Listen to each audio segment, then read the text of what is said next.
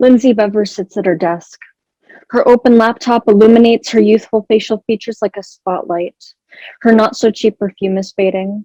The end of her pencil sheds the eraser shavings on her lazily taken notes. Her coffee tastes like nothing at this point. But this is what she lives for. Her fingers clickety-clack on the keyboard as she writes.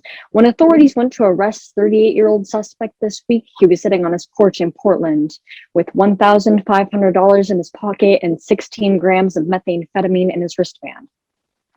According to court records, the Portland State University PhD chemistry student and community college chemistry teacher is accused of possessing, manufacturing, and delivering meth. I am in the 4th grade when she titles Portland's Real Life Breaking Bad, former chemistry teacher charged with manufacturing methamphetamine. And I know why she writes this. She doesn't care much for this story. It's just like any other. Writing this is as easy as tying the shoes she can afford to slip out of. Unlike her shoes, she doesn't have a connection to the story, nor would she want one. She only considers that I cannot stop her from writing this, just like I cannot stop my classmates from whispering, watching me walk down the cafeteria walkway, like how I cannot stop my family from trying to make small talk rather than address the missing piece of chatter in the room. I cannot stop myself from wanting to stay home that day.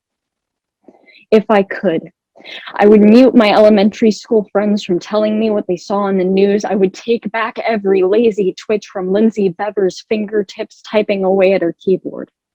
I would stop my dad from possessing, manufacturing, and delivering meth, but I cannot. And the fact that I cannot rips into me and burrows itself down deeper and deeper until it's at a place where I cannot get rid of it. But I can do this. To Lindsay Bever, I hope it was worth it.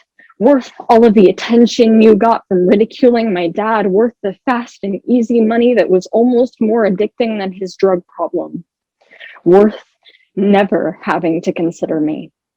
Unlike those who had to, when I had to watch my mother burst into tears because after hiding the fighting, the custody battles, and court dates, she couldn't keep it a secret that maybe I should stay home that day.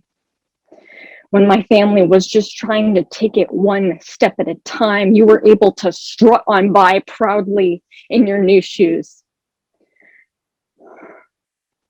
To Lindsay Bever, consider how at the moment you wrote your story, my 4th grade mindset was shattered by your lack of consideration.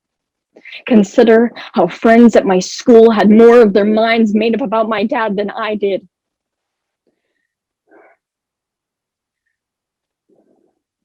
Consider how you thought you had a right to tell me who my dad was. To Lindsay Bever, I hope you know who you are. Thank you.